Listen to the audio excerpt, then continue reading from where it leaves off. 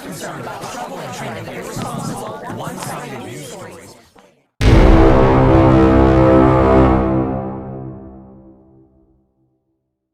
Sharing of biased and False news has become all too common on social media.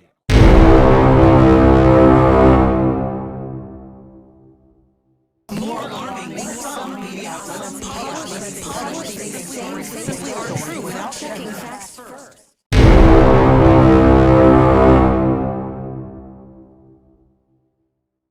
And this is extremely dangerous to our democracy.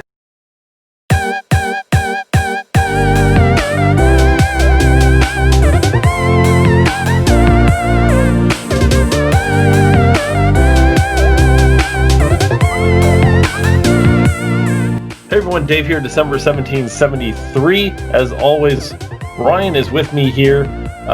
Well, he's not, I was almost said in studio. He's not in our studio, he's in his studio. I'm in my studio.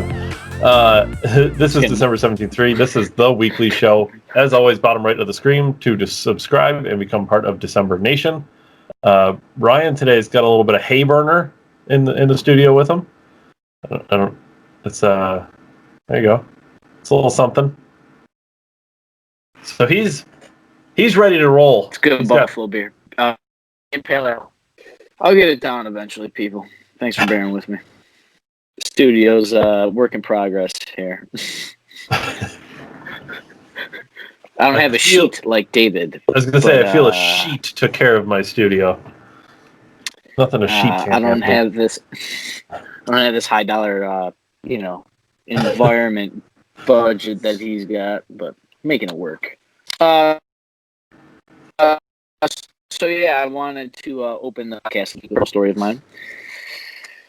All right, in the world of COVID, everything is more difficult. That goes without saying. So I started a new job the other month, so I don't quite get health insurance until my 90 days. Okay, so when anything happens to me, I have to go to immediate care, which is just like an urgent care. You go and you get serviced. They can write you prescriptions and all that jazz. So I had an eye infection. I was at my job and I had to leave work because it was affecting my vision, which is unsafe in my line of work. So my boss gave me clearance to go. So I have to go to immediate care, like an urgent care, to get any kind of medical attention currently. And when I go there, they asked me, do you have any symptoms of COVID? Just like when you go to anywhere else. And I told them, sure. I have a cough. It's not COVID. I know it's not COVID because I get the same cough every year. Sure. So I have to get seen. I sit down. I wait. They get me in. I had to go wait in my car and all this other stuff. And they called me in. I'm sitting in there. They come in, first thing out of his mouth. So you're here for a COVID test? I said, no. I have a cough. I am here for an eye infection. I'm here for I messed up my eye. They put the drops, did all that. And then as far as the cough, they wouldn't even touch me unless I go and got COVID tested. Did they do that there? They could have done the COVID test there, but I was not going to pay because once again, I don't have insurance, so I have to pay out of pocket for everything till I can get my insurance through work. So it's going to be like $100 or something for a COVID test. Sure. And that's because it's through the facility. So I had to call the government site in Erie County, and I was scheduled for a free test. But I had to quarantine. Yeah. Because they said you have a symptom or two that matches COVID. I have like a runny nose. I'm coughing. My cough does sound bad. You heard it on the podcast last week, but it's not. I'm not sick. This is not like a contagion. And I know this because I get this every year at this time. And it was just so ridiculous that they just wouldn't even touch me until I go and make sure that it's not this highly contagious disease or virus or, this pandemic that we're in. Yeah. So needless to say, I go and get COVID tested and new shocker, it's not COVID. So, but I'm going to tie this into one of my talking points I wanted to bring up this week and ask if you've seen it. But so I did the rapid testing. I was quarantined for 3 days, and then I was able to get in for the testing. And I was able to find out in about 20 minutes. Yeah. Okay. So most other people that I know that did the COVID test had to wait 5 to 7 days or whatever to get results. But that's like the nose swab, and then they go do whatever.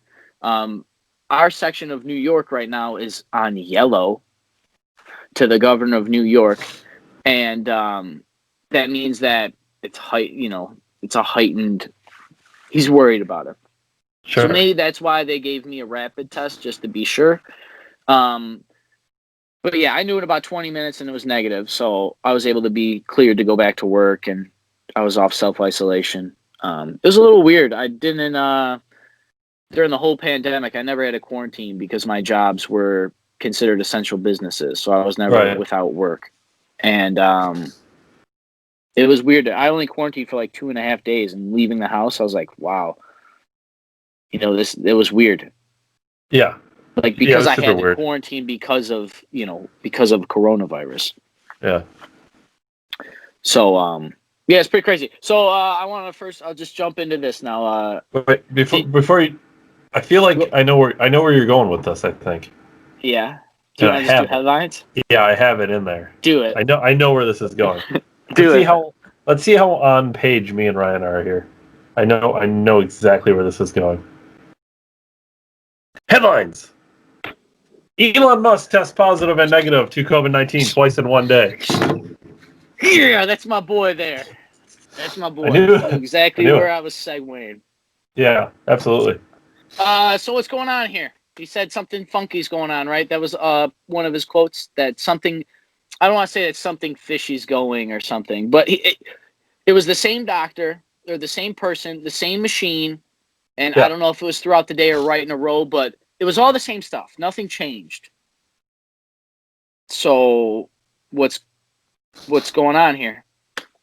I'm gonna borrow a line. I'm gonna borrow a line from Anchorman here. The COVID rapid testing is like Sex Panther. 60% of the time, it's right every time. Well, we don't want to be anti-science. So what do we draw here? All the scientists listening, 50-50 odds here. So you could flip a coin and decide if you have COVID, and you'd be about as accurate. Yeah, and for the record, I seen that article the day after I got my COVID testing, so I thought it was like perfect timing.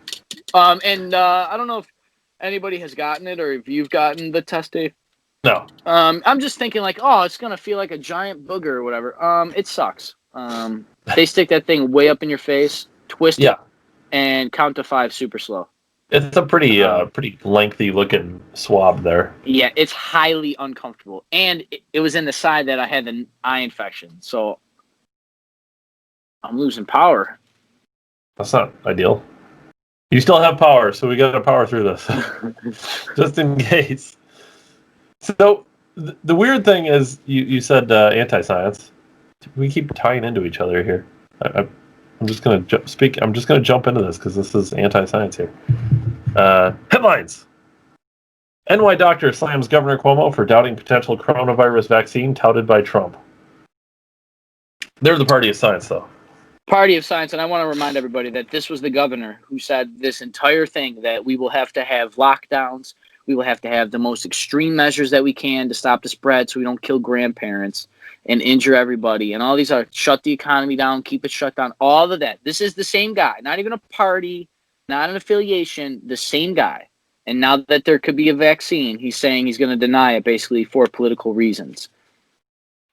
When he's also the same guy that was brought out in front of the DNC and said that Trump has done a terrible job with coronavirus, but I heard it out of his own mouth on local television that he was giving Trump praise for all of his transparency and all of his hard work and making everything together. So what is it? We got a double dipping governor that's used for political purposes all over the place.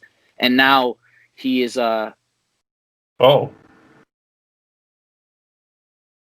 hello there. What do you got going on there? We got some schweather, my friend. I feel like, I don't know if I'm hearing your weather or my weather, but it sounds like there's some serious thunder going on here. No thunder here. No thunder here, but it's just like super windy. It's not like necessarily crazy precipitation or anything. Maybe I just But hear. yeah, back to the piece of crap governor of New York State. Yeah, this is the guy that is happy about balancing a budget that is $12 billion in the hole. So I don't know how this guy thinks anything, let alone about a vaccine. That he always rips into everybody about being anti-science. Yeah, well, It is very fun. his pro-science approach has been a disaster in New York. So Yeah, like let's put sick old people in with older healthy people. nursing home patients. Yeah, that worked well for all the states who tried it.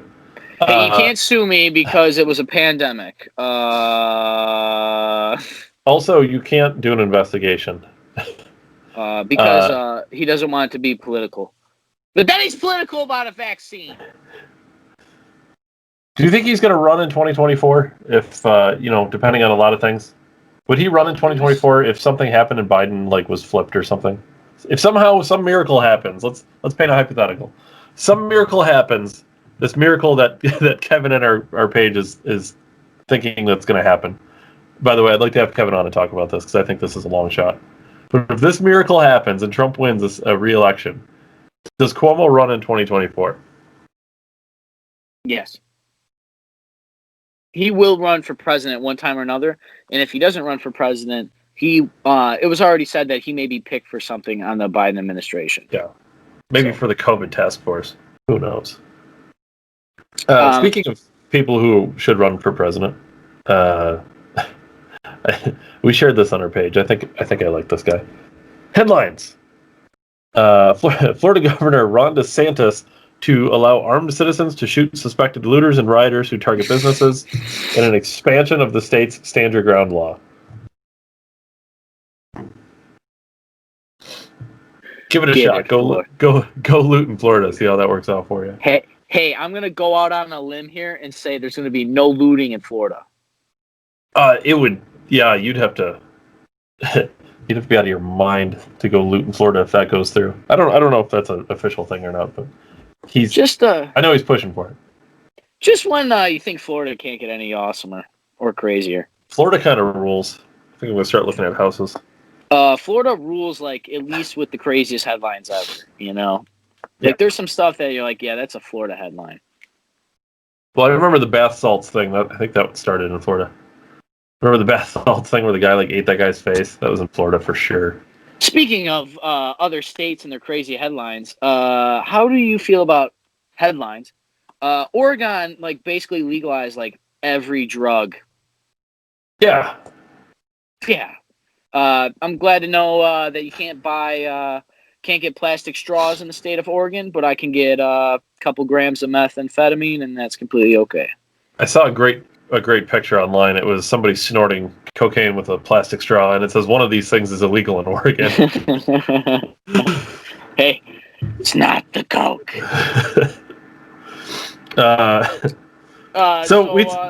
Do you want to expand on this a little bit and just kind of what do you think about legalization? The Oregon thing? Yeah. What do you think about legalization of drugs and everything?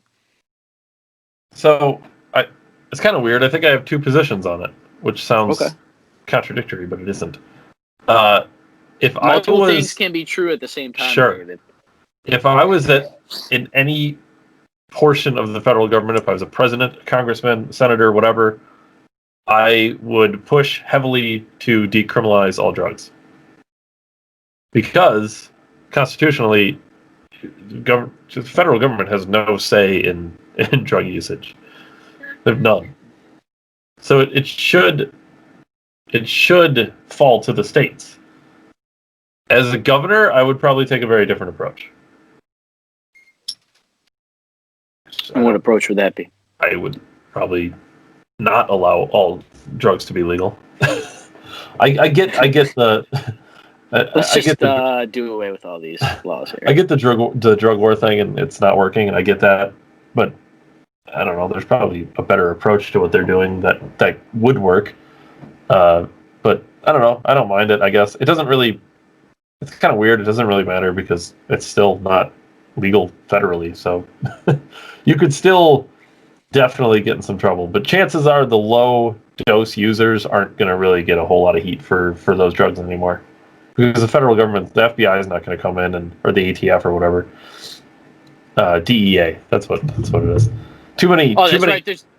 too many alphabet organizations to keep track of. The DEA, they likely aren't who going to. has jurisdiction here. They're likely not going to raid some guy who's doing a little bit of cocaine. So chances are that guy is going to be fine. But the major dealers, they still could definitely be in some trouble. Yeah, I'm really wondering how all 500 people that live in Oregon are gonna like adapt to this. Like, I wonder what will happen in 500 people.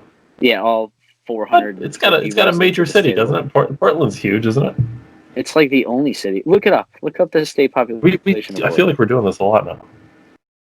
Well, now that we have fact checking authority, it's 500 people. Portland's probably the only city in Oregon. Shows how much I know West Coast cities.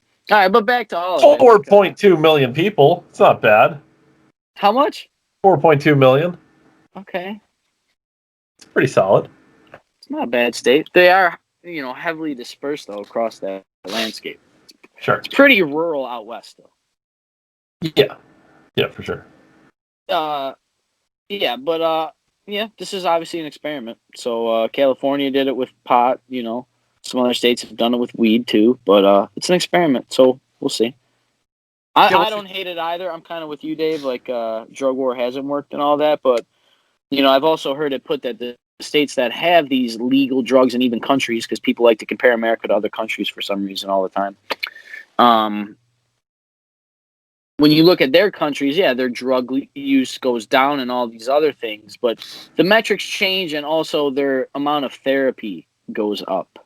Yeah. Like people go get therapy. Like they might be addicted to, a drug and they still, because it's not illegal, like they might not record it the same or get a criminal record that puts them in. Like, yeah, it is a good step, I guess, but there is still there's still roads to recovery for these people that have these substance problems. Yeah, for sure. And when we talked about opiates, but everybody knows people like this, and we all should speak more about, drugs and stuff, and maybe decriminalizing them is probably the best first step. Yeah, it certainly could be. But maybe legalization might be a little early on the pail. Well, we'll see how it works out. Yeah, I mean, how many people are alcoholics? And I can buy that at once again, everybody knows alcoholic. I'm not necessarily mean they're terrible people, but it is a thing. Like drugs have always played a thing in human culture, so it is really like the experiment of consciousness and all that other stuff. But it's weird to see it play out in these different states and stuff. Yeah, for sure. But that's kind of like the great thing about how we're set up as a country. All the states can be their own little individual experiments. Which, in comparison to Europe, right? Sure. I've been thinking about this. Like the thing Europe got into super late was something America got super early, right? Was that we became states of a union almost from its inception, 13 all the way to the 50 in the territories, right? Yeah. So like it was a gradual progression. Well, Europe was the other way. They got thousands of years of history, and then they try to cram everything together.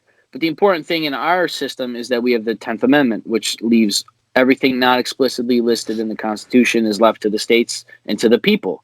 Well, in Europe, they have the European Union, and it's basically, top-down. Yeah, it's totally different. So, it's when people compare all these nations, I know I just mentioned not comparing the nations, but that's why we can't compare them. It's not the same system to... Sure. It's not this interchangeable thing. Yeah, and that's why when everyone talks about the COVID numbers, it's not an apples and apples comparison at all. It's funny that we have because frankly you have states like New York that are driving up the numbers and making the country look bad. Yeah, and its population density is like one of the most dense populations on Earth. Yeah. And not to mention, I don't know.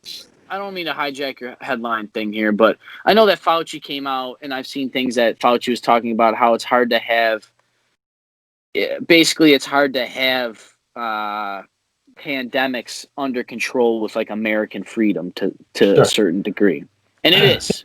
It is. It's called dangerous freedom, people. Like this is what we get for having freedom. Like, we all have to.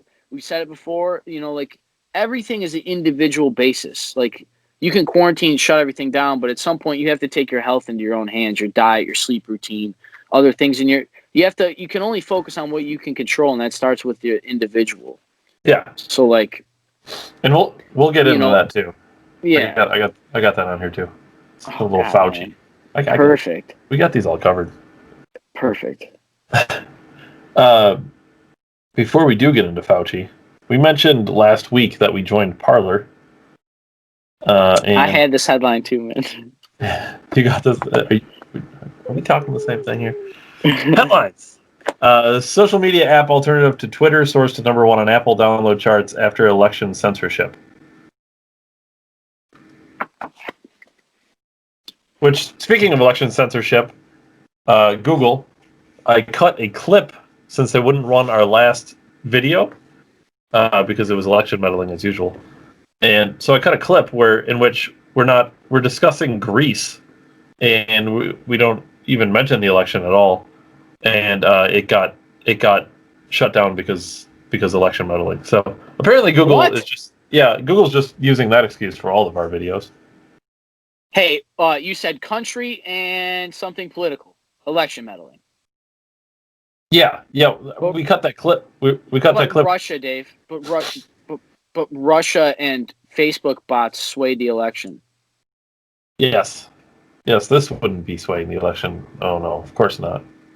I don't understand. This was a headline a few weeks ago about how that they were gonna stop promoting ads and stuff to the election to a certain date. Yeah. Which, whatever, fine, I guess. Not really. I mean, I don't like that either, but this clip we cut had nothing to do with the election. Still got shut down for election interference. Yeah, it shows it's not about the content. They don't look at the content. They just look at whatever. Something, one of their trigger words. It's how Orwellian it's become. They don't even, I'll tie into your Parler headline. This is a CNN article. Conservatives find home on social media platform rifle with misinformation. I saw that too. A Fox Business host, Maria Barmanto, echoed a rallying cry of many prominent conservative voices. I will be leaving Twitter after Election Day. I will be going soon to Parler. They're already trying to discredit Parler. I spoke last week about how Parler would be great for alternate points of view and open discussion until it's invaded by crappy people, and mainstream media has taken no time to downplay a platform that, quite frankly, I wouldn't be surprised if Facebook buys CNN ad revenue, and then CNN now is kind of in Facebook's pocket to write a story that badmouths their competition. Yeah. Well, it is interesting because Parler is, ironically, one of the very few actual platforms that are registered as a platform. So it's kind of interesting that they're taking heat. They're rifle with misinformation.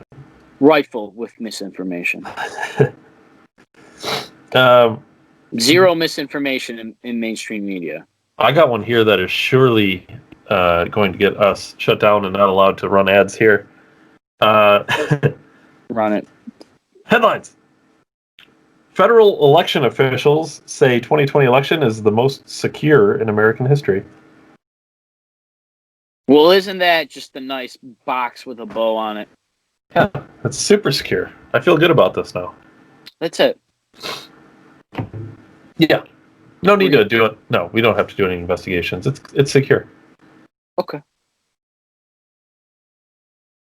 Dave, do you think the government's ever lied to you before? No, certainly not. Oh, okay. Because I was going to say, if they've lied before, how can I believe them now? Yeah, no, but you need not worry. They are as honest as can be. Especially when terms like mainstream media and the swamp and lobbying. See, that's just being rifled with misinformation. Well, all these terms are now mainstream political talking, deep state. They're all just cycled in the media, right? Like all these conspiratorial labels where conspiracies are now in the... So, I mean, how I would definitely believe everything out of every mouth of all the politicians and all these political swayed people. Yeah. In probably the most corrupt area of our country. Also, in this article, one of our favorite things is that the one federal election official who said this, he was weirdly, I don't want to use the term unnamed. He wasn't unnamed. He was familiar with the matter. Oh. Yeah, we don't know who he was. He had a name, though. Well, I'm sure he has a name. As long as they made one up. John Doe. Is this the same John Doe from last week? No, that was Jane Doe. Yeah, this is Jane Doe's brother. It's a joke, dude. Unnamed source. What a shock. God forbid you get a signed affidavit and then have to take him to court for a sworn statement that was going to be factual or not, and they would investigate with detective work. No, let's just make it up and run with it. This next one's a little different than most people would expect, but I found it somewhat interesting. Headlines: a German man's Nazi grandfather took over a Jewish man's store. He tracked down his descendants to apologize to him. Why do we have to have the same headline, bro? You got that one too? Yeah, I'll show you. Well, you can't show me.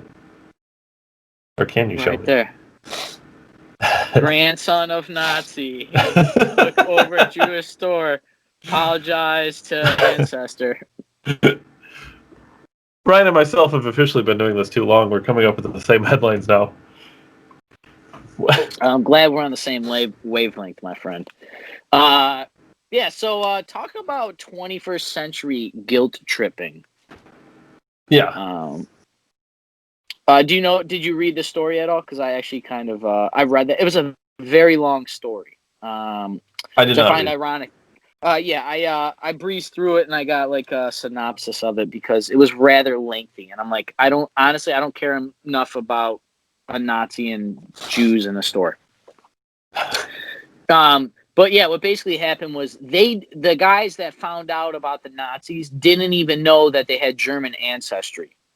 Sure.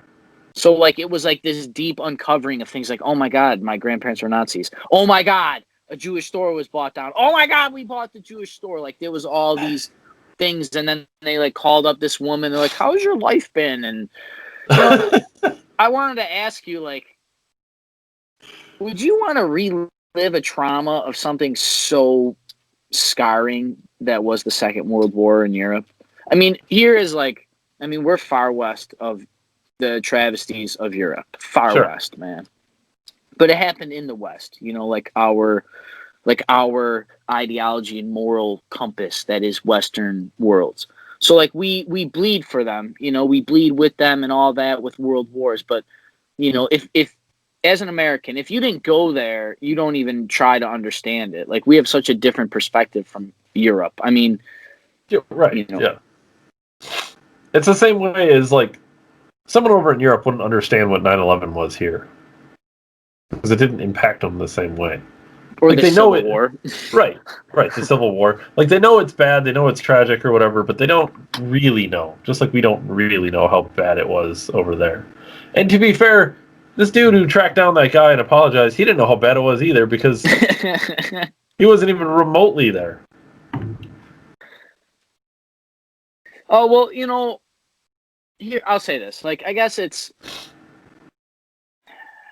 we shouldn't, like, trash talk that humans felt terrible for something that, you know, like, not that they felt responsible per se, right. But, like, they felt like, you know, this travesty happened basically in my bloodline, and I'm going to make amends with something that is a sin of my family. And I can respect that. You know, I definitely can respect that.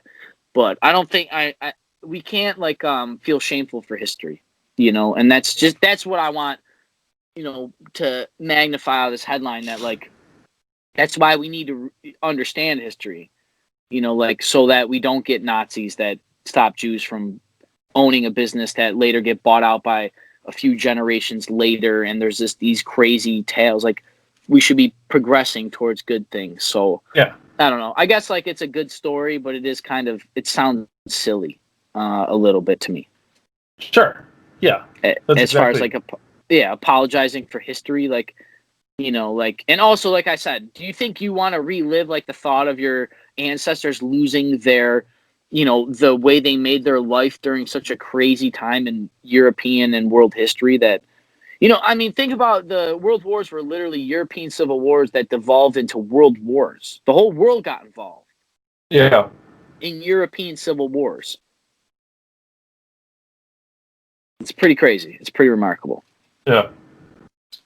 Yeah. I don't know. I don't know. It's just weird to me. I understand if somebody wants to do that, I understand it, but I just don't want to go to this place where people should feel guilty. If you do personally, legitimately feel guilty and you feel like you need to go apologize, that's fine on you as a person. I don't want everyone to guilt everyone into doing it, though. Because, to be clear, this dude had nothing to do with Nazism at all. Like, his grandfather did. If his grandfather made that choice, you know, that's a different story. But am I wrong to say that this is like 3.5 steps away from reparations in America? no, it's about what that is. I mean, it's the same thing. It's just, you know, sorry for slavery, and then you give all these things to people who were never slaves. Yeah. Yeah, slavery was a terrible thing, but yeah. The 40 acres and a mule thing is a whole different conversation too, I think. Yeah. It's a little bit different with context. Yeah. So, yeah, that's wrong, man. I don't want to go to that place where we all need to feel guilty for something our ancestors did. Yeah, and that's crazy, right? Because it's like such they're all half a steps away from each other, right? Because reparations then leads to feeling bad for discovering of America, which is making you feel bad that Europeans discovered the world in the age of exploration, which makes you feel bad because they had the Renaissance, which pulled us out of the Dark Ages. Like, how far could you go back to the Romans that conquered the world and Caesar murdering all the Gauls? Like, yeah, man, like they're all like history is such a half a step away from other history. Yeah. And if everything was built by conquerors and empires, like empires and conquerors built the whole world, and now we just call them countries. That's what's left over from empires is countries. If that's what we're calling them, like, yeah, there's 6 degrees separation between us and the time of Jesus, and it could all be labeled as bad. It's pretty remarkable, and it's a slippery slope. And it gets Orwellian quickly. Yeah, definitely. Yeah, man, I'm with you. We talked about CNN already, but we didn't talk about this. You probably have this on your notepad. I'm gonna laugh. I'm not going to tell you what's on my notepad anymore. Headlines. AT&T reportedly looking to sell CNN after hit from hating Trump. You have it, don't you? No, I didn't have that, but that's a great headline. So CNN is going to get sold by AT&T? It's looking that way. AT&T is apparently in quite a tremendous amount of debt. Go figure. Go figure. I believe AT&T is owned by Warner Brothers, if I'm not mistaken. I don't know. I wouldn't be surprised. Or AT&T owns Warner Brothers. That's what I think it is. It's very plausible. Shall I look it up? I mean, you could. Do you have any more headlines? I got more for sure. I don't have that many more. Okay. I got a couple. I got 3 more. Okay, good. Headlines. Bill Maher. This is what he says. Democrats woke BS likely drove many voters to Trump. Go figure. And to the GOP. Figure. You can say a lot of things about Bill Maher, but one thing he is definitely freedom of speech. He is very for freedom of speech. I'm with that guy. You know, I can't get with him all of his policies and politics, just like anybody else. But yeah, let the guy. I mean, he's one of the good ones, right? You would think he's one of the people on the other side that you could talk to. He's a classic. Figure things out with. Yeah, sure. He's a classic liberal. Classic liberal, perfect. Yeah. Which is those are people. I think that's a perfectly respectable position to be. Yeah, and at some point he probably feels obligated, which I think Joe Rogan has fallen into this now. I think Joe Rogan has realized his position in the political landscape. I believe that. And I think that showed with this election cycle when he was having people on and, breaking things down and post-election. He's really been adamant on that.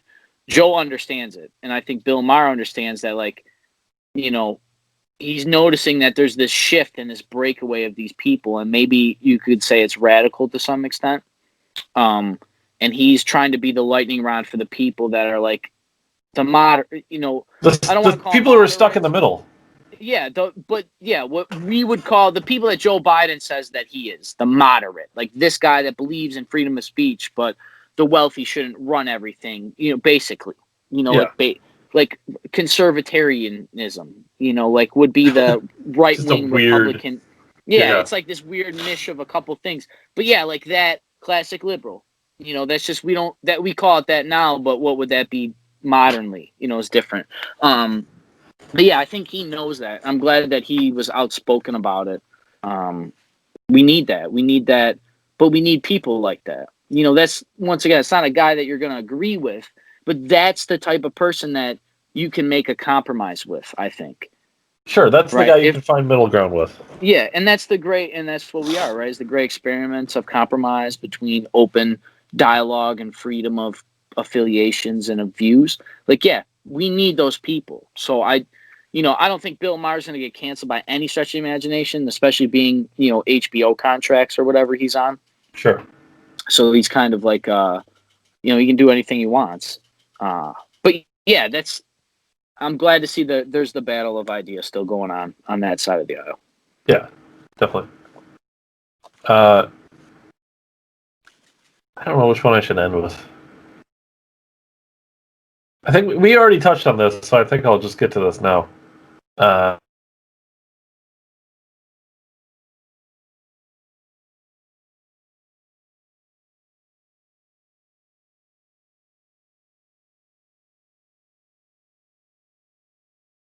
Am I frozen? I like that. We were in the middle of a headline segment. We come back and Ryan's hair is totally different. Yeah. I guess in case people are wondering, drinking a different beer. In case anyone's wondering, things are totally different. We had a slight power outage right in the middle of our show. Luckily, the first half saved. So the second half is Ryan's going to look very different, and it's okay. Don't be worried. It's just 11 o'clock on a Monday. Yeah, I don't know where I left off, but I think I can pick up somewhere. I'll make it up. We have two headlines to go. Okay. I know that much. Okay. We're just going to jump right into this here. I didn't remember which one I was going to throw to you next. I'm just going to throw this one here. Yeah, I'm just doing this one, and then we got one more after this. Okay. I got a couple too, so. I kind of like this one. Headlines. Major vote count errors in quotes, discovered. Flips seat from Dem to GOP. Whoa! It was a local seat in Connecticut, but it's the safest election in history. Most secure. Was that not the terminology they used? Yeah, but this was an error. This was clearly not fraud. I don't want to dive back into the past too much here, but I'm pretty sure during the 2016 election, Barack Obama said any foreign in-election interference would be foolish. And then they ran with the Russian narrative for 2.5 years. I think that was a secret tell, which what he was saying is any non-international interference is not foolish. I want to kind of just touch on something quick about this crazy election. People are getting, obviously, like, it seems super easy. You should just be able to count ballots. The problem is that we had voting year. Like, you can vote for whatever. I think it was 2 months in some states, right? It was a long pre-vote. Yeah. So this hasn't helped. You know what I mean? But people are complaining about like the slow processes. You talked about Pennsylvania last week, your home state here, about how they have goofy election laws, and for everybody jumping up and down about them, I have a friend of mine that says we should just pass all these laws, and we should have cameras at all the polling places and all this, which that's debatable. We could talk about that. But what I'm getting at is, like, it's super important that all of these states independently operate different when it comes to their voting systems. Now, it's not to make it more complex, but it does it does lower the chances of voter fraud, as far as because every state has different laws about voting and how you can vote, where you can vote, and all these other stipulations. It makes it really hard for there to be some kind of packing of votes or trying to sway elections that way. So, for as clunky as this election is, I'm not saying that it is the most secure in history, because we don't know that, obviously. But yeah, and the college as well. I mean, they both go hand in hand. These different laws in the Electoral College. It helps secure our republic, and I just don't want us to lose sight of that, because people are going to be impatient and they're going to want. We've talked about this too. Digital voting on your phone. They're just going to try to make it easier, which is not necessarily always better. We voted for 2 months here, and it made it a train wreck, quite frankly. And I finally got a number. It was 66% of the total eligible voting population voted in this election. 66% is like the highest rates of voting since like the 50s. Yeah. So we're talking the amount. I mean, not to mention there's more people on top of it. So the voting eligibility is larger, but we're talking like generational amount of people voted in this election. Record numbers and all that. I don't know how much water it holds, considering we could vote for 2 months. So of course the numbers should be 100% voting. Yeah, I mean, if I can vote for a month. They made it that easy, then. Yeah, I didn't mean to jack the headline, but so the flip with the GOP, it was in what state now? You said Connecticut? Connecticut. Did they say how many? Yeah, I don't know. I think it was just a local seat. It wasn't anything major. Okay. Yeah, I'm just really curious because the Trump administration released their lawsuit for Pennsylvania. Pennsylvania basically threw it out, and then Rudy Giuliani gave them another lawsuit. Mm-hmm. It's basically the same lawsuit. I was listening to a breakdown of it actually earlier today. It's the same lawsuit, just kind of like with less legal mumbo jumbo in there. It's basically a condensed version of the same lawsuit that they were going forward with. And they actually list in the lawsuit like what is constituting as this voter fraud. So for the media to be able to just get up there and grandstand and say that there's no evidence of voter fraud, this is the most secure election in history, and then when you compare it to the legal documents provided by the Trump administration, there's obviously some level. Yeah. There's something was not right. Now, will that thing that is not right translate to hundreds of thousands of ballots and swing all these states and all these cities and all these districts? I don't personally believe so, but we will see. This would be crazy. Yeah. Just to top everything off in 2020, but the Trump presidency has been crazy. 2020 has been crazy. And then if this, there's plenty of people I know personally on the right that are like, nope, we're gonna get Kevin on. We'll try for next week, but it's definitely got to be before December. He really is hitting it hard on this, man, and I just don't see it being possible as far as this large influx of voting that would just. There's all these talks about trucks showing up and just pouring out ballots and stuff. So all this stuff, if it's that concrete, the Trump administration said they were going to have news today on Monday about it. Mm-hmm. And they basically just re-released the freaking the paperwork right now for the lawsuit for Pennsylvania. But they said they have the proof. So let's see the proof. Let's not drag it out. But yeah, they got to get moving. There's not much time to do this. Yeah. It's not like come inauguration day, Trump's be like, no, I'm not leaving. The lawsuit's going. Like that's not how this operates. No, they have to prove this before that. Yeah, without a shadow of a reasonable doubt, too. It can't be like, well, like let's do MythBusters, right? Busted, confirmed, or plausible. I mean, it has to be confirmed. Like they have to show with unequivocal fact that the election was stolen. Trump had a tweet. He said the only reason Biden won the election was it was stolen or rigged, something along that nature. Mm-hmm. So in a way, he acknowledged that he lost, right? He said Biden won, but he's saying because of these outside forces, mail-in ballots, which everybody has their own opinion on that. But yeah, I just don't see it, dude. I know you and I kind of align with this that there. Yeah, I mean, there's very likely there were cases of fraud. I just don't know if there was enough to overturn a whole election. I'd be shocked. Yeah, I just think it's like blowing hot air to watch steam rise. You know, like Ben Shapiro said it best. He said, "Is there hundreds of votes that were fraudulent? Probably. Was there thousands of votes that were fraudulent? Maybe. Was there 10,000 votes? That's where you're kind of getting dicey." So. Yeah, and how many would he need to be fraudulent? I mean, would 10,000 votes even be enough? I mean, he'd really, legitimately, like nationally, depending on everything. I mean, he's going to have tens of thousands of votes. Yeah, we're talking like 100,000 ballots. Yeah, maybe more. Yeah, I just don't think it's that big. By 40 grand. He lost Pennsylvania by 40,000 votes. So yeah, Pennsylvania alone, and just flipping that state wouldn't be enough to overturn the whole election. So he's going to have to flip that in like another, maybe 2 other states.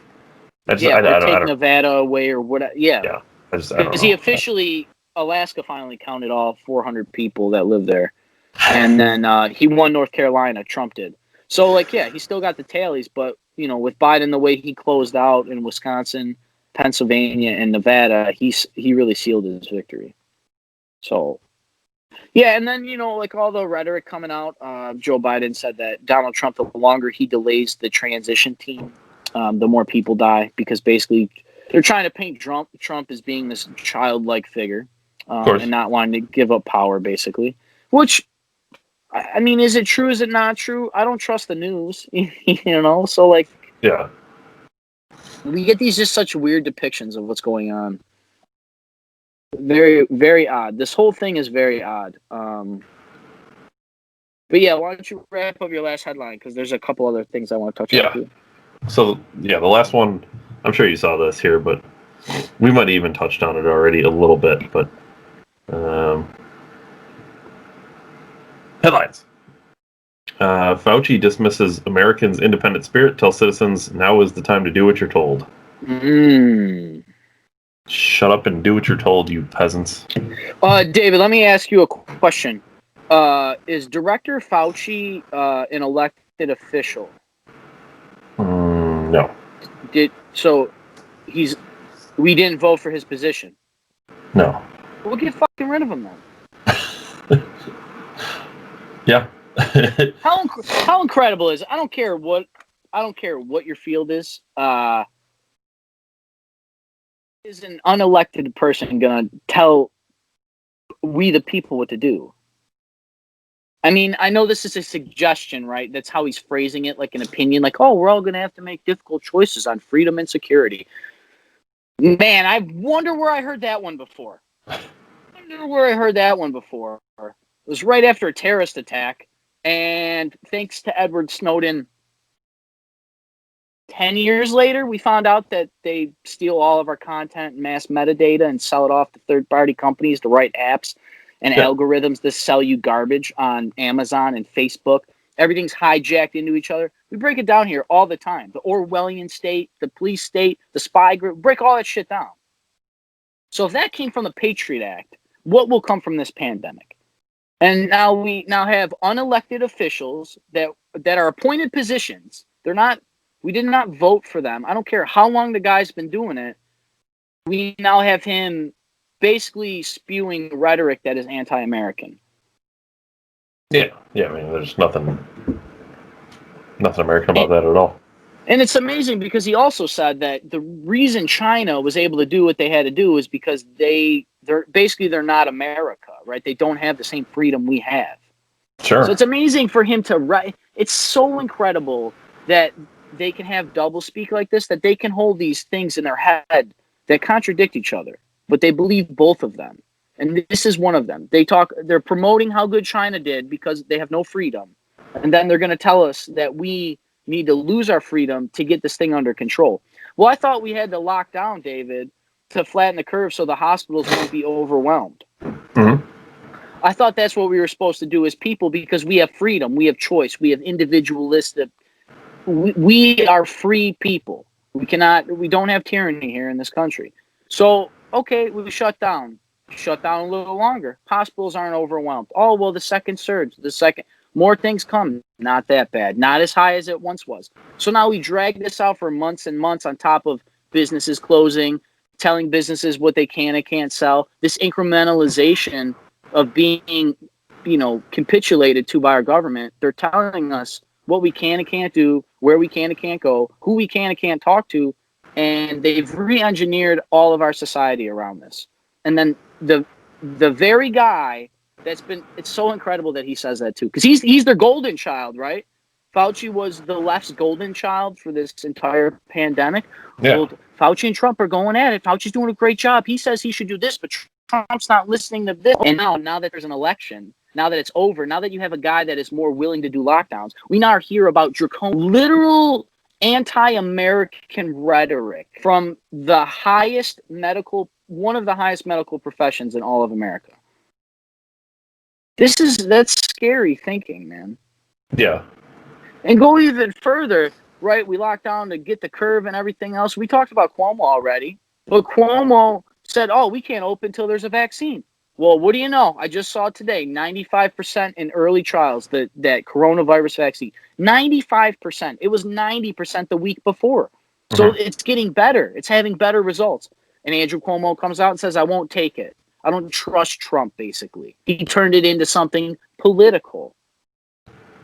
These are people we're trusting. We're trusting these people with, what's so messed up, Dave, is it's beyond saving people's lives when it comes to our economy, right? Because I just seen a commercial when I was watching football. Small businesses are the lifeblood of our economy. It was a Visa MasterCard commercial. Small businesses are the lifeblood of our economy. Okay, so this, you can prove this. 85% of businesses in America are family-owned or operated or a small business. 85%. And you've shut everything down. Well, what about the lifeblood of our economy and of our whole American system? This is one of the few countries that you could probably open your own store and own it. Like private entrepreneurship, founded in the West, an idea. And we've given it to people that just every day they change their mind. And I have to hear anti-American rhetoric from one of the highest appointed officials by whoever for this pandemic, Dr. Fauci. I have to listen to him. He has to orderate to me what I can do. I'm sure he's not staying inside. I'm sure he's going to see his mother. I mean, government didn't shut down at all, did they, David? Business as usual for them. Not as I do. And they can get around the loophole because we're essential. We're the government. We make it run. We don't need the government. What do we need the government for? Walmart's open. That's not open by the government. Gas stations aren't owned by the government. Do as I say, not as I do. Yeah. It's sad, man. I had a conversation the other day with a family friend about communism. And the reason that basically the generation gap between our generation and his. Back in the 90s, in the 80s, in the 70s, in the 60s, they saw the horrors of communism. Our generation didn't. It was over. Like our generation's version of that was the post 9/11 world. And what did 9/11 bring up a lot of the time? Remember how they started demonizing America? Well, it's because of our foreign policy. It's because of our beliefs on this. It's because they hate our way of life.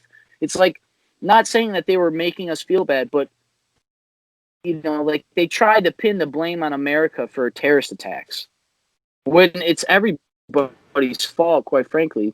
So I know I'm kind of jump around here, but it's just kind of one of those things of like this another incremental thing, this another generational gap. Like people that aren't young enough to understand historically what's going on here. This is a problem when things like COVID happen, that we have people talking about literally anti-American ways of thinking. They are now on our shores. Wouldn't that be called a communist or Marxist takeover during the Cold War? Yeah. I mean, that's why we partnered with the Raja Hadi and all these other Middle Eastern countries, and we went to Vietnam and Korea, was to stop the spread of communism. And now the BLM, their fist for BLM is a Marxist symbol, and they openly fly it. And the BLM's motto is open Marxist shit. It's the same thing. They're open about this. The new normal, that's a UN talking point. They're open about this. And we're just like, bah, bah, bah, bah. It's a takeover of literally anti-America. And it's being chaperoned on mainstream news articles. It's disgusting, man. Yeah, I don't know how they... I don't know. It's just very different times. It's just weird that it's happening internally the way it is. It's not an outside threat anymore. It's an inside threat. It's a very different thing. This is a domestic takeover of American policy and American society, and the racism stuff, the Civil War stuff. Sure, those are real, like actual debatable. We could have conversations and compromises, but telling everybody that we basically my government is gonna tell me when I can and can't leave my house. Go fucking fuck yourself. Go fuck yourself. I don't know who people think Americans came from, but we came from ruthless people. And I don't mean ruthless that they were savages, but I mean like ruthless that they sailed across the ocean on things made out of wood, got out, and was like, holy crap. And they went from one end to the other and literally built the world we live on. These people, that's what we come from. People that, when they gave us what we have as far as government, was like, you're not going to tell me what to do. I make my own life. My destiny's in my own hands. Prosperity's left to me, not the government. It's such a different train of thought, man. This is dangerous. And we had, how many people voted for Biden? You know what I mean? Like 27 million or 37 million? No, it was like 70 something. Yeah, 74, okay, yeah. 75. It was a lot. Okay. So we got 80 million people voting for a guy that's, they're telling you they're going to, excuse me, I don't have COVID. They're openly telling you they're going to shut your economy down. This is economic warfare at the highest level of our governments. This isn't a debate, Fauci. We're going to have to change it. Fuck you, man. This isn't a debate. The governor of Michigan locked the state down again. Mm-hmm. That was the girl that they wanted to go kidnap because she thought she had too much power. Wasn't that also the state that they showed up with guns and was like, you're ending the lockdown? Yeah. That was, if I remember correctly, was it New York Times? Somebody called that a domestic terrorist incident. BLM is not a domestic terrorist. $1 billion in property damage, though. Don't worry about it. An organization that talks about destroying the nuclear family. And flies open communism flags. I'm sorry, Marxist flags. They're different. But people showed up with guns in Michigan. But people had guns, Dave. Somebody got stabbed at the Trump rally. The million people Trump, there wasn't a million people for Trump at Washington, but thousands and thousands, tens of thousands of people came down there. And they cheered on the president. He drove by in the motorcade. They all like swarmed him. People were going nuts. And then a little bit later, people were getting beat up. A guy got beat up, knocked on the ground, kicked, his phone stolen. Somebody was stabbed. Not Trump supporters doing this. Not the drain the swamp people. Those people bullied you in this election. Boarding up all these cities and these towns all over America, that was a form of bullying. That was a visual representation that if you don't vote the way that we say, we are going to destroy your private business. We're going to destroy your shopping centers. We're going to tear down statues and monuments to the beginnings of what we come from. We will fundamentally uproot everything if you do not align with our thinking. That's what happened this election. And now it's carrying over. They're telling you they're going to shut your economy down. It's already starting. You have Dr. Fauci coming out saying we need to shut down and lose our freedom, basically. I mean, what would our grandparents do? The guys that killed Nazis. You know what our World War II grandparents be doing? They'd be cocked and locked, man, driving down to D.C. right now. Like, you're not doing anything that you're saying. And that's not a threat to violence or anything. That's the people we come from, man. Our grandparents, everybody alive, our grandparents, were all killing each other in war trenches. The world's greatest generation ever built everything we walk on. Everything that we experience is from that generation of people. Imagine Dr. Fauci telling your Nazi-killing grandfather that smokes cigarettes down past the filter and drinks all day. You're going to tell that guy that he can't leave the house without a fucking bra on his face. Those are people that burn things to the ground, like, smartly. You know, like, it's so crazy, man. We're literally watching the de-Americanization of our country. And it's going to happen in hyper time. And the things will happen so fast that, like, within a week, you're going to lose twice the shit you had the week before. Just like the COVID lockdown. Like how it just rapidly progressed. And we've never gone back. And now they're saying it's all going to be on the rise because of the holidays. And I just wonder how much worse it's going to be come January 20th. I don't know how, like, why aren't we walking around with lightsabers made out of, like, UV lights or something? If UV light kills it, why doesn't everybody have a UV lightsaber and they just zap everything with a big UV rod on your back? Like, what? Dude, the flu lives in the air. I don't get it, man. I saw one thing, Dan Kershaw, representative of Texas, guy's awesome. He put up on his Instagram page, Joe Biden talks about the rich and the tax plans and all this, and if you make more than this, and everybody's like, yeah.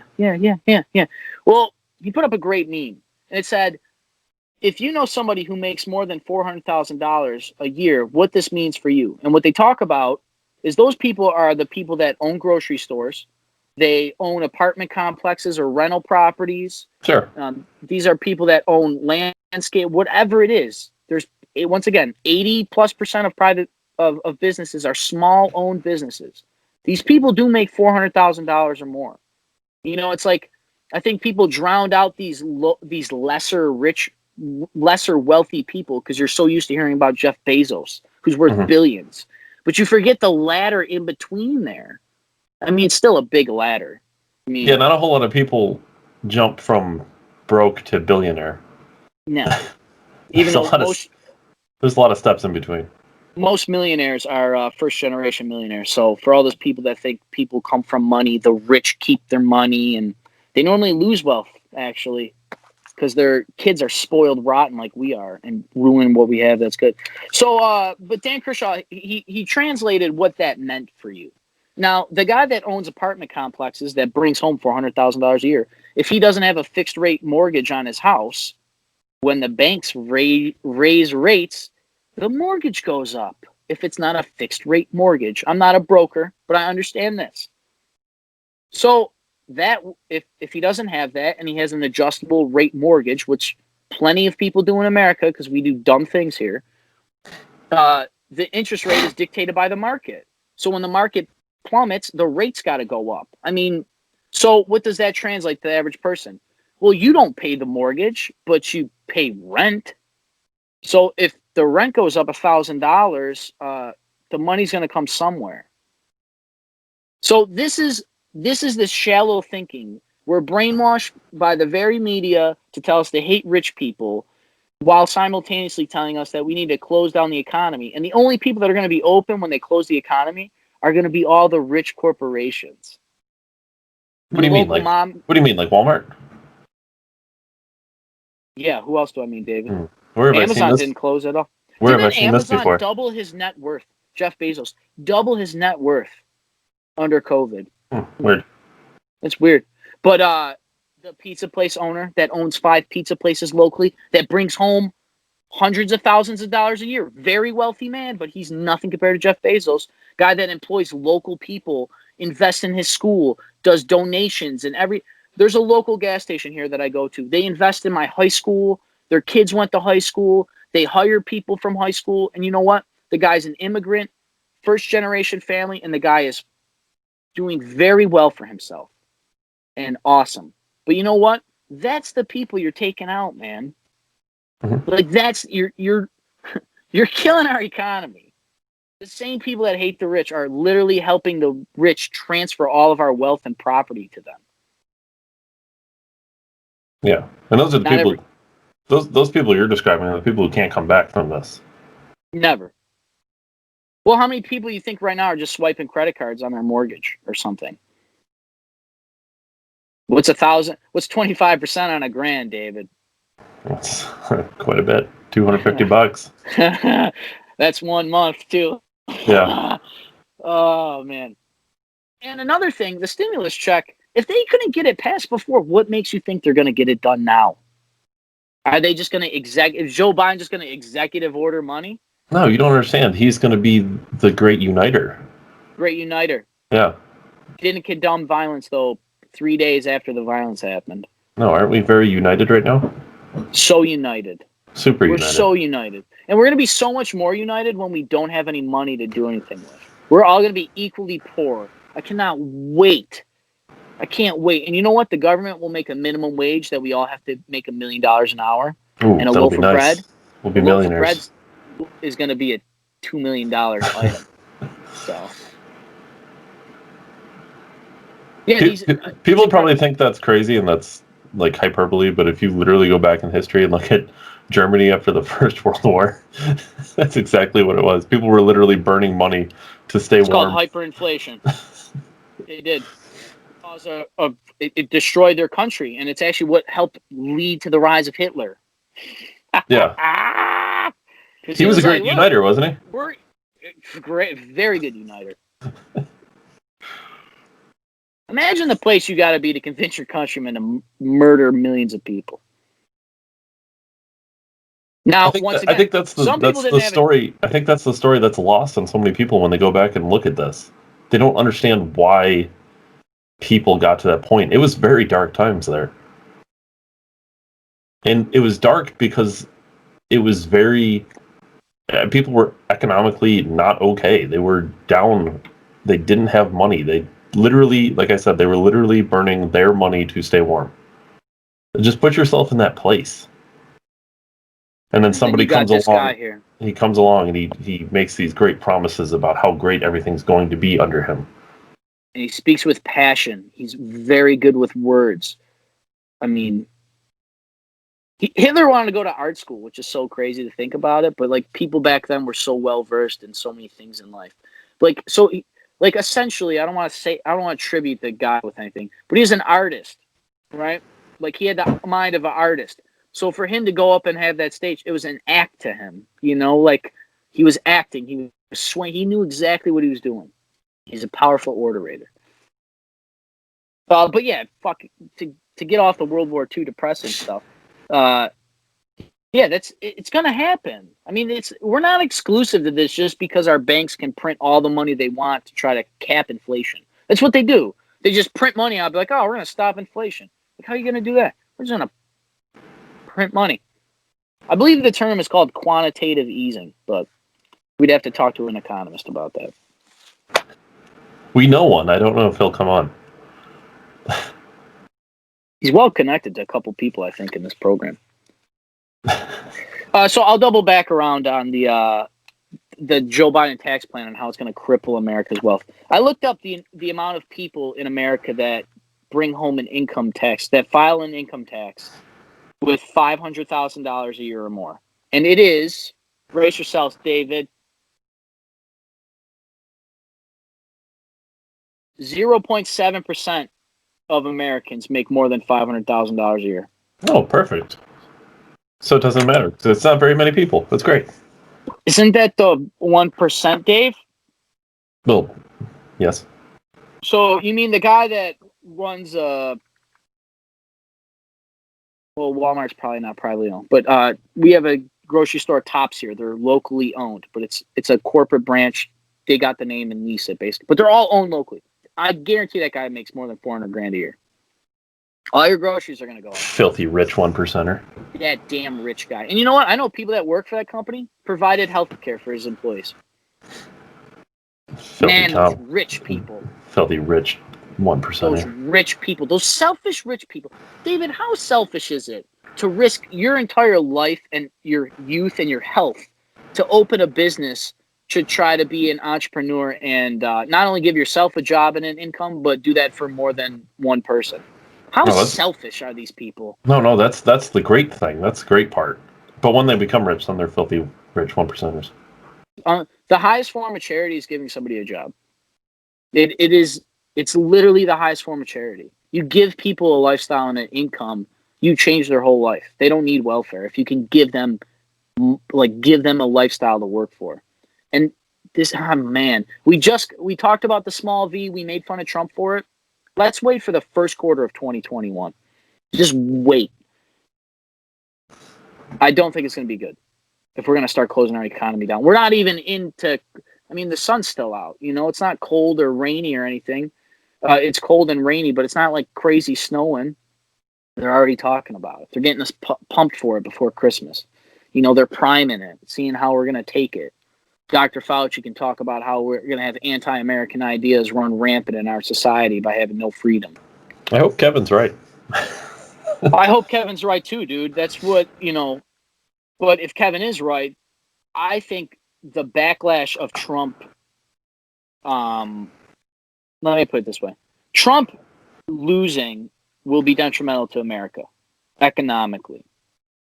But socially, if Trump reverses it, it's going to be nightmare. You thought the 90 days of Portland or the 100 days of BLM protests were bad? They're going to burn your cities down. They will burn your cities down because you voted for Donald Trump. Well, that's where governors like Ron DeSantis come in handy. Stand your ground. Well, it's incredible, like all this speak of election meddling, but they can do all these other outside sources that influence the election, and they say zero things about it. But they know they're the orchestrators. Mainstream media was having freaking erections on air talking about Donald Trump losing. You've seen it. They're groveling. They're like, yeah, they know exactly what they did, man. And they were paid to do it. They were told to do it. This wasn't an agenda. This was a unified effort. It didn't happen by accident.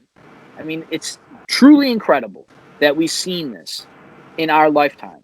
I just hope people understand the lens that this needs to be looked at through. And it's through like 1984, through Brave New World, through, this fundamentally transforming America, the new normal. That's what we need to keep in our mind here. That was all the headlines you had, right, David? Yeah, that was it. Okay, I don't think I have a headline, but I do have a couple things.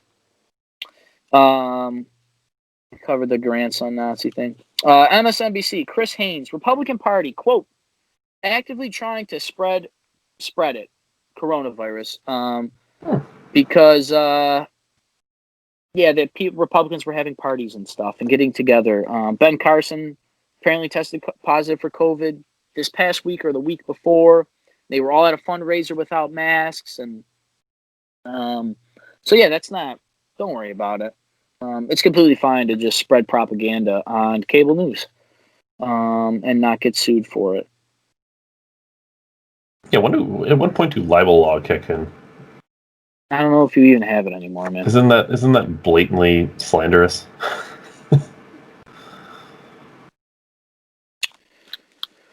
Well, God forbid we say, there's decent people on both sides. Because that would be racist. Wouldn't that be a great uniting moment to say something like that? Isn't it great? The fine people on both sides. Racist! I think he was just talking about the people who weren't starting things on fire, running people over with cars. You're like, no, I don't mean the fucking assholes that were acting like jerks. I mean like the actual people that are here. It's incredible that they probably, they definitely obviously are like, you guys are idiots. I'm sure they look at the general public and some of these these demographics of pools. Like, you guys are idiots, but they can't tell us that because they're trying to win our vote. It's like a reverse version of selling, So speaking of racist Trump supporters, there was a statistic I seen that's very important. 1 in 3 Hispanic men voted for Donald Trump this year, which was drastically higher. I think it was like around 1 in 4 before.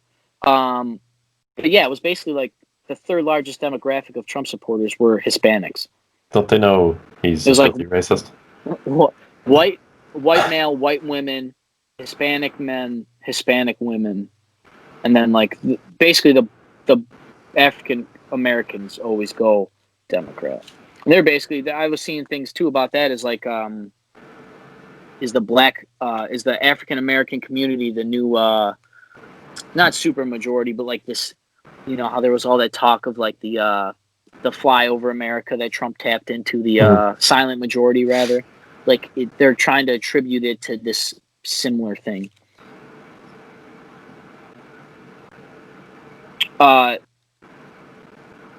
We talked about Oregon legalizing all drugs. Incredible. Get it done, New York. Texas murder case solved with Ancestry. It wasn't Ancestry.com, but one of those companies that you spit in a tube and send it off. That's pretty well. They solved the Texas murder from like 1976 with it. With like somebody was trying to figure out his ancestry tree or something. Well, yeah, and they like matched the DNA. Like, oh, you're like 23%. So I don't know the laws, but I want to talk about this because I've talked about this in private and on my own personal pages. But like, we really need. Look, I don't want murderers to get off at all, like by any stretch of imagination. But we can't be having backdoor systems to just take everybody's biological data. That's asinine, and it's also a Pandora's box. We will never get it back. Just like our right of privacy will never come back after the Patriot Act. It will never be what it was because we voluntarily give it to it. And like it wasn't Ancestry. I think it was like 23andMe or one of the other companies. Sure. They were bought out by another company. So now I bring this up because when these companies are going to buy each other, those licenses, those agreements that you're like, oh yeah, that nobody reads, those agreements. Well, that new company is going to not have the same thing, and then it's not Ancestry.com that will sell your data. It's like the second or third one, that buys it. And now they got to make their money back. So how are they going to do that but sell your biological data? And it's going to be this continuous, it's just another way to get our data and information to sell things back to us, right? Mm-hmm. Instead, now they're using it because police and these, these crime-fighting organizations, they have access to some of these records sometimes because they have cold cases with DNA evidence that they couldn't compare because it wasn't. I mean, in 1976, I don't even think DNA was like a thing. I don't think they could like use DNA in court to like the early 90s even. Yeah. So, I mean, we're talking 30 years here, 40 years. And for them to just go back and get the guy, I was reading through the story and it got crazy. But I'm not okay with this kind of stuff. It needs to be talked about. We shouldn't just be like, it's the world's moving so fast. We don't have a cap on all of our digital rights, and then they're just getting expedited, before we're even able to understand what we really actually have. They're just being utilized to either sell us stuff or steal our stuff. And it's not good. Yeah, it's a slippery slope for sure.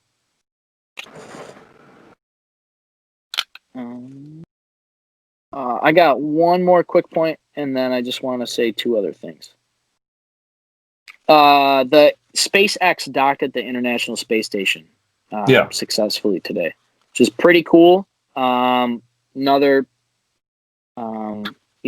Musk launched those rockets on United States soil, which hasn't happened since the 80s. It's an American-made rocket. We were using Russian technology before. Yeah, open space travel up, man. Commercialize it, whatever you got to do. Yeah, that's super cool. Private space travel is awesome. super awesome. I mean, literally think about it. You might be able to go on vacation to the International Space Station in one day. Yeah. Like that might actually be a Disney World resort style. I mean, likely not in our lifetime, but No. Well, 100 years. I mean, I know we'll be dead. Like, but in our kids' lifetime, there may be people traveling. I mean, Tom Cruise is going up to the space station or in space to shoot a movie. It's just think how far cars came in 100 years. Yeah, they're driving themselves. Like it's not crazy to think in 100 years people can be traveling openly to other planets. I remember in high school they talked about like this carbon thing. You know, it was like basically the size of a human hair, but it was like 10 times stronger than titanium or whatever. And my teacher was like, you know, they're thinking about making like a space cable, like an elevator to space. But like, so if one little hair is that strong, imagine a 3 to 5 inch cable ran up into space. Like, you guys are getting crazy. I think we should just use slingshots. I don't know why we're not utilizing those. No, that won't work. Come on. Like, make everything like guaranteed to fail. And just like no. This is why you're not. This is why you're not in NASA. Well, I do work for Kim Jong Un's rocket program, so that's why they're still in the ocean. That explains why you're thinking slingshots and paper airplanes. All right, and then I'm not the biggest. We don't touch on entertainment a lot here, but 2 stars have died. Sean Connery died, and Alex Trebek, right? Is that how you say his last name? The Jeopardy guy. Mm-hmm. He was cool. I never followed Jeopardy like crazy, but yeah, it's important, right? That guy, like for multiple generations of people, like was the celebrity, the Jeopardy talk show host. An American icon died. So did Sean Connery. You know, he's like the sexiest man alive. He's James Bond. I know he's a Brit, so I don't care that much, but he talked like this. Red October standing by. Yeah, it's pretty crazy. It's just this is something obviously we'll all experience for the remainder of our lives. All our stars and our childhood icons dying. So it's pretty crazy. It's just another thing in 2020 to be grateful and try to enjoy it.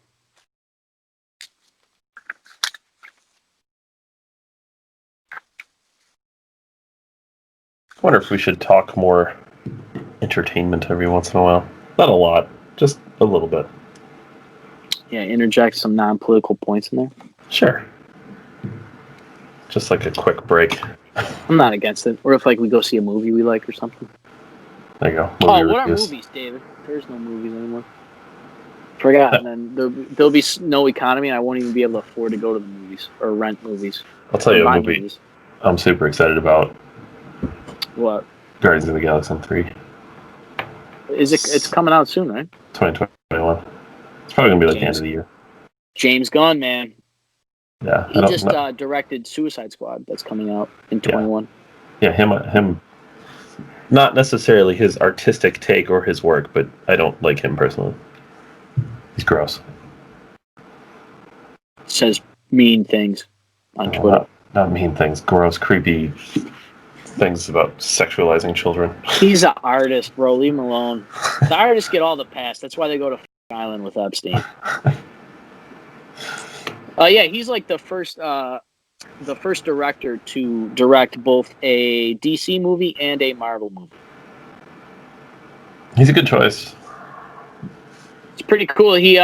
I've read some stuff. I don't really plan on going out of my way to see Suicide Squad. I am a DC fanboy per se, but you will see it though. I'll see it eventually, probably. Yeah, maybe not in theaters, but you'll see it at some point. Yeah, well, theaters are going to be gone, David. Did you see the first one? Yeah, I did. I saw years later, 2 or 3 years later on rental. What are your thoughts on the Joker? Did you hate it as much as everybody else?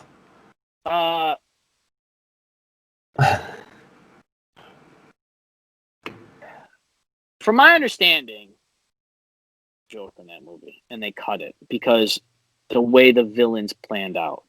Yeah, well, if you're gonna have the Joker be the damn villain. Yeah, I don't think he did a terrible. I don't think his acting was terrible for the Joker. To be honest, I didn't hate him at all. I thought he was quite entertaining. But Like, I get it. But at the same time, I'm also not a massive Batman fan, so I'm not breaking everything down, like, overanalyzing everything. It's just like, yeah, he's pretty entertaining. It's pretty cool. He's a freaking singer. You know what I mean? Yeah. He did really good. Jared Leto did really good. You know, he should get another Joker role in one of those franchises or something, maybe. But, like, yeah, I don't know. Like, Warner Brothers was kind of screwing around with their movies for a while, and they're kind of changing that now. Yeah, there's some other stuff coming out from DC that are like, they gave more creative freedom to the directors. Well, that's what Marvel did. Yeah. And their movies are wildly successful. They did, but I think, like, Marvel, they got commercialized, though, like, pretty early with Iron Man. Yeah, that was a long time ago. Yeah, I was in high school when Iron Man came out. Yeah. Yeah, but it, like, blew up. So they gave them the freedom and stuff, but it's because it was commercialized. And then DC is trying to play catch up, even though they've been releasing movies for 30 years about Batman, 40 years about Batman. Mm-hmm. Like, they were trying to cobble together their universe the same kind of way, and it just, they tried doing DC with, you know what I mean? Like, they tried doing the DC version of what Disney was doing with Marvel. It's like, it has to be its own thing. It has to be like its own creation. It's got to have passion, or, you know, like Aquaman. I don't know if you ever saw Aquaman. I didn't know. It's freaking awesome, man. It's like a really good movie. Even though you think Aquaman's silly and everything else, like, it was believable. Like, you could tell that they cared about the project, and, like, the worlds they created were super cool and interesting and made sense, and all the underwater stuff and all the special effects, like, all that stuff played together, but it made you believe like it was a real world, you know. And, like, if you don't have that passion to make it like a real world, it's going to come off chintzy. And that is something that the last 3 Star Wars have had trouble with. It's like they don't have, like, an identity because they don't have that same passion that created it. Yeah, you get that feeling just watching them. Yeah, I'm a big Lord of the Rings fan. The 3 Lord of the Rings movies are the greatest movies ever made, in my opinion. And The Hobbit suffered from the same thing.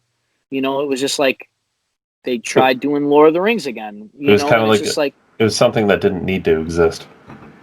Or it didn't need to be 3 movies, or it didn't need to be extra storytelling. Like, just have the same passion and vision you had before, but do it on that project. Don't try to copy it. You know, it like, imitation art never comes off as real art. And we're not dumb. We can see through it. So, yeah, to kind of circle it all back around, like, yeah, entertainment's so important too, you know, because not that it's been hijacked, but it is used against us politically now, that it wasn't necessarily a way in the last 50 years before. It was more of a distraction from politics, and now they've been integrated since Obama. Yeah, that's what sports is too. Yeah. It's supposed to be a distraction. Now it's part of this bigger scheme. It's become a political apparatus, a way to generate revenue, votes, you know, all. Yeah, and it worked. I mean, it did. How many? 66% of eligible voters voted. Yeah, that's way more than recent history. And I'll take it a step further. The whole police brutality and the kneeling, it's kind of weird, man.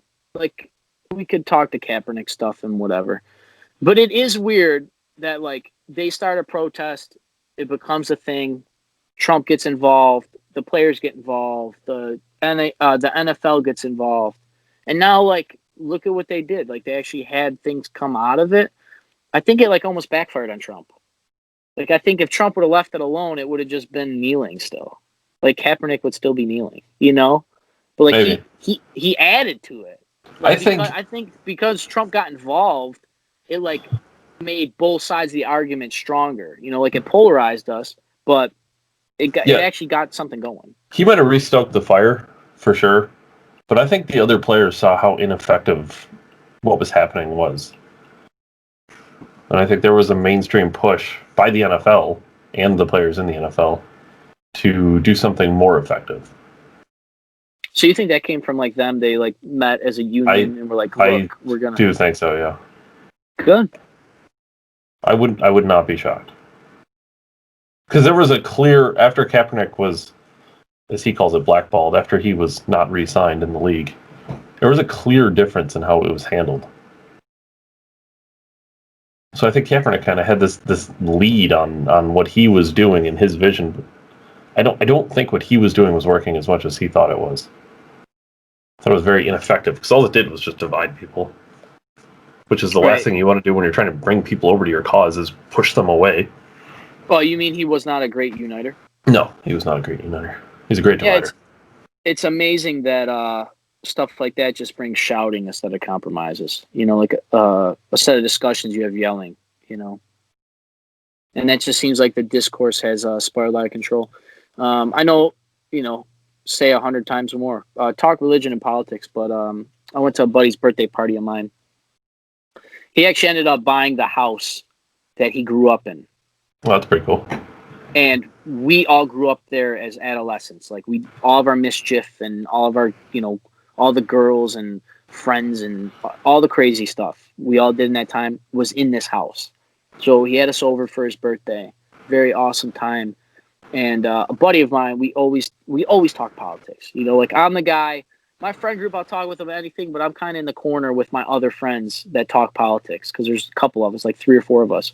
And we'll be talking politics and everybody else is like talking about the game tomorrow or work or, you know, all these other things. And we all talk together. But my point in telling it is like my friends and I, they are not the same political affiliation as me. And we have such good conversations.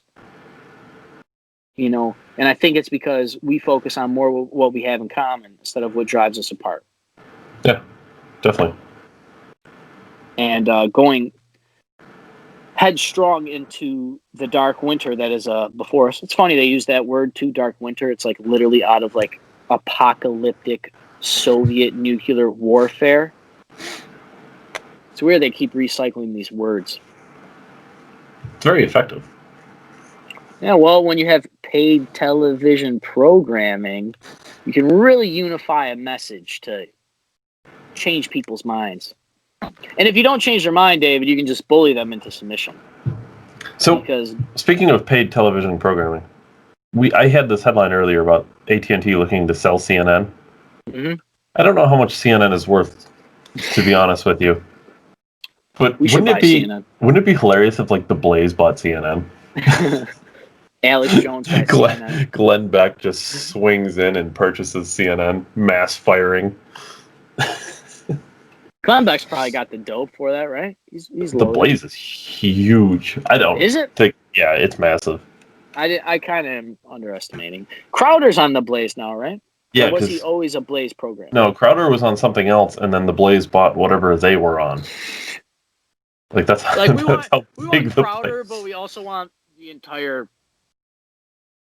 Yeah, he bought the whole lineup. It was like Mark Levin, Steven Crowder. I don't remember one of the other guys was on there, and he got canned real quick. But no wonder Glenn Beck looks so happy all the time. Yeah, he's loaded. He's loaded, dude. Yes. He'll buy a Rush Limbaugh spot soon. He legitimately probably could. Yeah, I wonder how long Limbaugh is going to be on air, man. I don't know. He's not doing good. Yeah, well, if Mike really... Sam just roasted him, I mean... Yeah, he's really not good. God bless him, man. I hope... Yeah, it's crazy, man. This week coming up is going to be important, obviously, with the election and stuff. But I'm really anxious about the lockdowns. Just like everybody else, it's going to be on everybody's mind. So, yeah, they're going to be worse than before, for sure. There's not going to be any. I mean, yeah. I don't want to say there's not going to be any resistance to it because it's bigger than Trump. The House has gained seats. Senate is going to at least stay the same. It's looking like. Plus, you have all this. You still have the 70+ million people who voted for Trump. So it's not like Trump's gone. It's all over. But I just don't think there's going to be as much as a push up top as there was before against the lockdowns. Oh, you mean because Trump is out of office? You mean, and just like it's going to be a little easier to implement what they want, just like they've done here in the great state of New York, the Empire State Dun, dun, dun, dun, dun, dun, dun, dun, dun. Yeah, I don't know, man. It's gonna be interesting. You know, maybe Trump does have the Hail Mary in him though. That'd be kind of cool. Yeah, I just hope people are ready, man. Like, I know I brought it up last week, but just remember what you voted for. You voted for the old normal. War, debt, death, servitude. Not saying we didn't get that under Trump, but the point of that guy getting elected was to change the system, and then we go back to the very same system. Yeah. So, hope you like what you got. Shutdowns, all that stuff. We got to hold these. Once again, we're going to hold you to the fire. We're going to. Small V, man. Small V. Whole thing went away like it never happened. A blimp on our economic radar. And now everybody's 401ks and businesses, and it's crazy. But yeah, I don't know how they think they're going to get anything passed when they couldn't get it passed before with the way it was divided, and now there's more Republican support. Like, I don't know. And there's talks about how we don't even need another stimulus package because the economy is actually rebounding fine. Mm-hmm. The small V people. Shut it down. I want a snow day for the next 6 months and get money from my government forever. I was on COVID quarantine for 2 days. I spoke about this in the first half of this podcast. I go into my job. I ask them, am I filing for FMLA, which is the Family Leave Act New York State enacted? He said no. Our policy here is you get paid the entire time you're on COVID quarantine. So that's great. It's great. I don't lose money. Not everybody has this luxury, I'm sure, or whatever, if it's a program by the state, whatever. My point is that's not going to be able to just continue if that business isn't making money. Well, and no, if they're going to get money from the government, because apparently government just shits money out of its ass. If a business gets money from the government, well, the government can't give something without taking first. So our taxes will go up. While I have no job, while everybody else's stuff goes up, with a higher tax, plus the Biden tax plan, or he wants to reverse executive orders or whatever he's going to do to tax the rich again, the same people that own grocery stores, when we need cheaper groceries now more than ever. We need cheaper gas more now than ever. I mean, this is what we vote. This is what you people voted for. You are going to be held accountable. So, yeah.